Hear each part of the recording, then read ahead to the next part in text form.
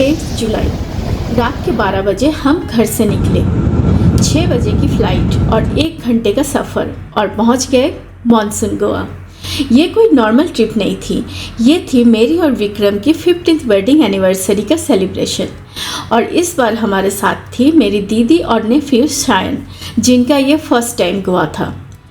बारिश वाला गोवा, खाली बीचेस, हरियाली और एक सरप्राइज़ जो मुझे बिल्कुल एक्सपेक्ट नहीं था। Hello everyone, welcome back to Safar stories. मैं हूँ दीपा और आज से शुरू हो रही है हमारी गोवा मानसून सीरीज़।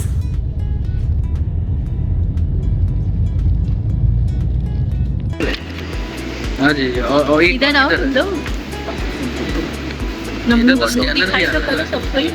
कहाँ जा रहे हो बोल। थोड़ा कॉन्टेक्स्ट दे देती हूँ। मैं और विक्रम गोवा पहले भी 2-3 बार आ चुके हैं, लेकिन ये पहली बार है जब मैं गोवा को कैमरा में कैप्चर कर रही हूँ। ट्रिप का रीज़न भी स्पेशल था। 9 जुलाई को हमारी 15th एनिवर्सरी थी। हमारे साथ आई मेरी दीदी और नेफ्यू शायन, और उनका ये फर्स्ट गोवा ट्रिप था। और हाँ, डफी घर पे ही था, पेट सिटर के पास। उसकी याद पूरी ट्रिप में आती रही। ये 4 दिन का सफ़र था, 8 जुलाई से 11 जुलाई। चलिए शुरू करते हैं डे 1। हमारी फ़्लाइट थी सुबह 6 बजे और अर्ली मॉर्निंग फ़्लाइट का मतलब है रात की नींद गई। हम घर से निकले रात के 12 बजे और सच कहूँ तो हम पूरी रात सोए ही नहीं। एक्साइटमेंट इतनी थी कि नींद आ ही नहीं रही थी। कितनी बार ऐसे बोलोगे? एक छोटी सी टिप, अगर आपके कार्ड पे लाउंज एक्सेस है तो अर्ली मॉर्निंग फ्लाइट्स में वो सच में काम आता है। रात का वेट काफ़ी कंफर्टेबल हो जाता है।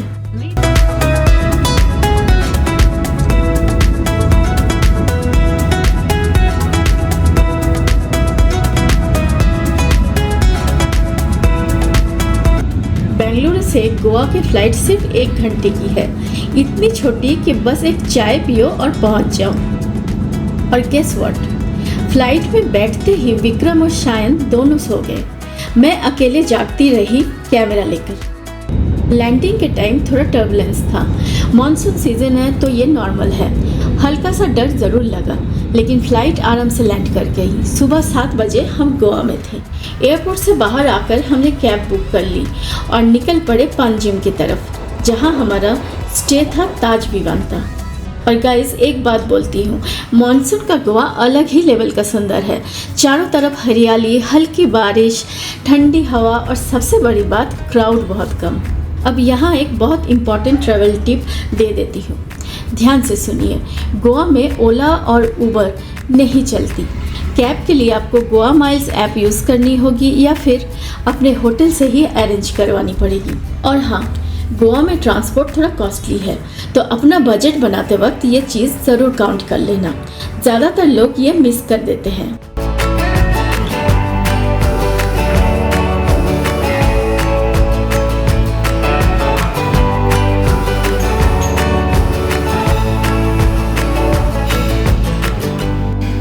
होटल पहुंच तो गए, लेकिन चेक इन टाइम था 2 बजे।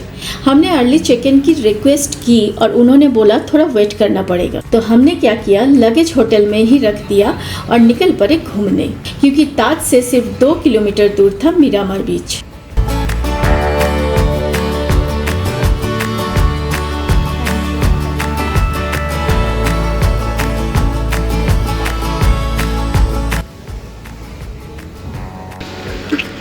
कैसा लग रहा है तुमको गोवा आके? एनर्जी वो देख के तो नहीं लग रहा है एनर्जी है। रात भर जागा हूँ। तो क्या हुआ? क्योंकि तो 1 घंटा के बाद में और गाइस, यहाँ इतनी तेज़ हवा थी, इतनी कि सैंड भी उड़ रहा था। बाल संभालना मुश्किल हो रहा था, लेकिन ऑनेस्टली पूरी रात की थकान के बाद वो हवा सच में रिफ्रेशिंग लगी।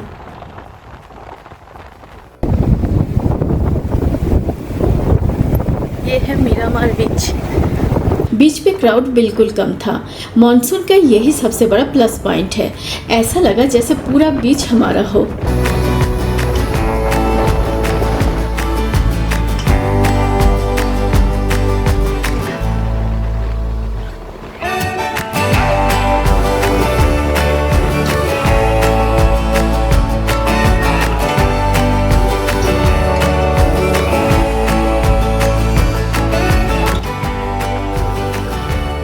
थोड़ी देर वहाँ बैठे, कुछ फ़ोटोज़ क्लिक किए और फिर वापस होटल आ गए क्योंकि अब तक रूम रेडी हो चुका था।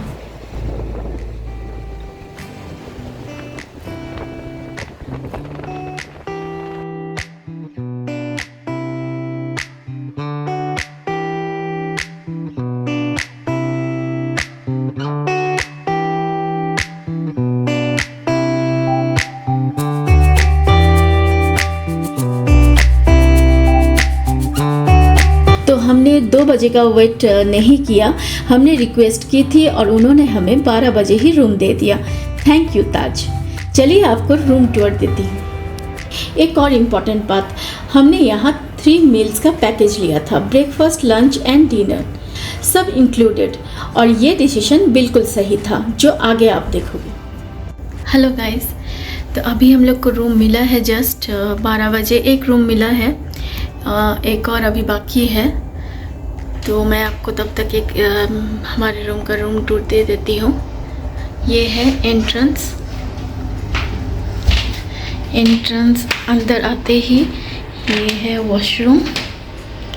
तो हम लोग ठहरे हैं पंजिम में, ताज विवांता। एक्चुअली ये ट्रिप है हम लोग का, एनिवर्सरी ट्रिप है, 15th वेडिंग एनिवर्सरी है हम लोग का 9 जुलाई को, इसलिए हम लोग आए हैं गोवा तो सेलिब्रेट करने। तो आज हमारा स्टे यहाँ पे है, आज है 8 जुलाई। तो ये रहा रूम। तो ताज ने हमारा रूम अपग्रेड कर दिया है एनिवर्सरी के लिए। यहाँ पे ड्राई फ्रूट्स है लेकिन ये चार्जेबल है, फ्री नहीं है, ये सब कॉम्प्लीमेंट्री नहीं है, सब चार्जेबल है, आप यूज़ कर सकते हो। ये वाटर बॉटल्स, यहाँ पे टी कॉफ़ी का है सब कुछ, और नीचे छोटा सा बार है, ये मिनी बार।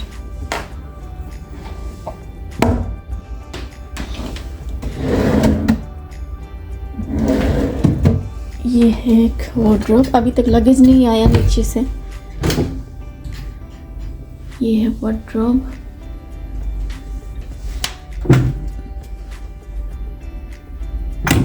अच्छा है, बेड भी बहुत बड़ा है, किंग साइज है। ये रहा एक मिरर, टीवी,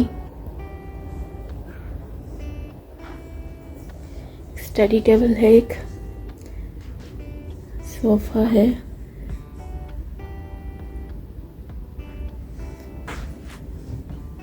देखते हैं व्यू कैसा है। अभी तो उतना बारिश नहीं हो रहा है लेकिन गर्मी है, ह्यूमिडिटी है। अरे ये तो कैसे होगा?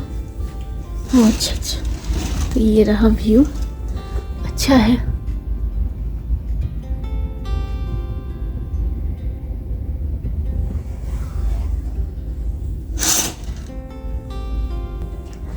अभी फिर हम लोग जाएंगे एयरपोर्ट मेरे दीदी को लेने, हाँ डेवली में एयरपोर्ट से। फिर वहाँ से देखते हैं हम लोग एक दो बीच जाएंगे, फिर यहाँ पे आ जाएंगे। आज और कहीं नहीं जाएंगे। फिर यहाँ पे हम लोग ने 3 मील पैकेज भी लिया है, ब्रेकफास्ट, लंच और डिनर। तो अभी लंच करके हम लोग निकलेंगे 1:30 बजे 2 बजे एयरपोर्ट के लिए। दिखाते हैं आपको और क्या क्या कहाँ घूमते हैं। रूम टूर के बाद अब हम आ गए लंच के लिए, और भूख भी बहुत लग रही थी क्योंकि सुबह से सिर्फ लाउंज का स्नैक खाया था।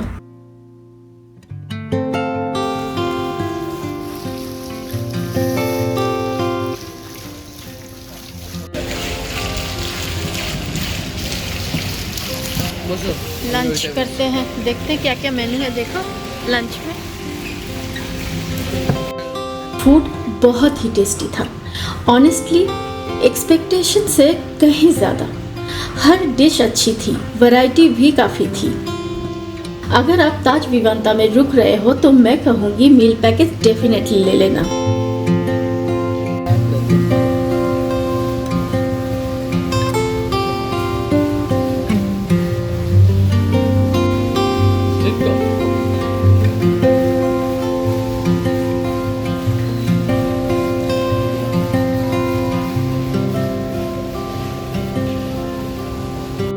लंच के बाद हमें निकलना था डाबोलिम एयरपोर्ट, क्योंकि मेरी दीदी कोलकाता से आ रही थी। उसकी फ्लाइट 2:30 बजे लैंड कर रही थी।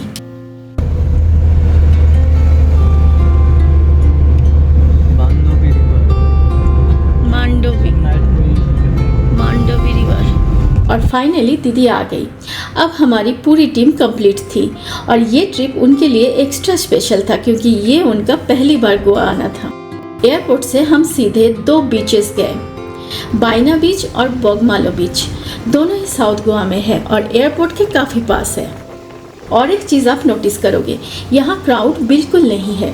साउथ गोवा के बीचेस वैसे भी नॉर्थ गोवा से ज़्यादा शांत होते हैं और ऊपर से अभी मॉनसून चल रहा है तो और भी खाली।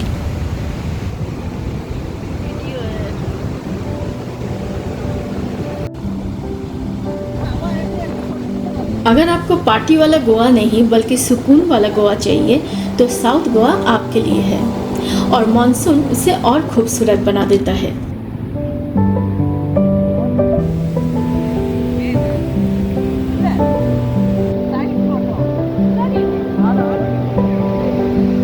बोगमालो एक छोटा सा कोव बीच है, काफ़ी प्रिटी और काफ़ी पीसफुल।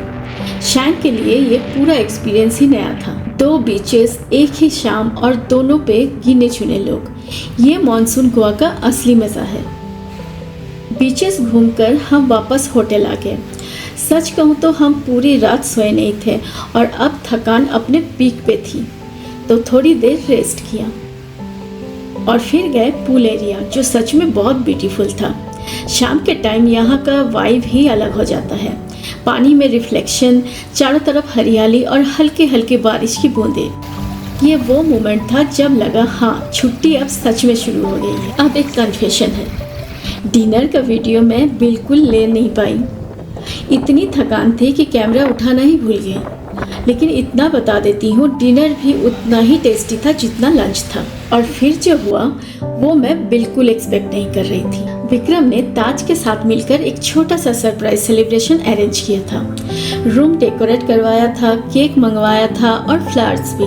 15 साल हो गए हमें साथ में और ये मोमेंट ऑनेस्टली ये पूरे दिन का सबसे स्पेशल मोमेंट था।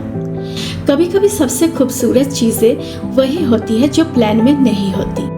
एक थका हुआ दिन, एक छोटा सा रूम, एक केक और 15 साल की यादें।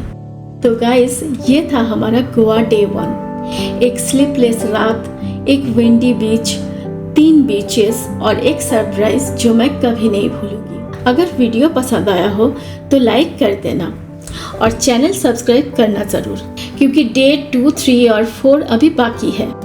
मिलते हैं अगले ब्लॉग में। तब तक के लिए सफ़र स्टोरीज के साथ जुड़े रहिए।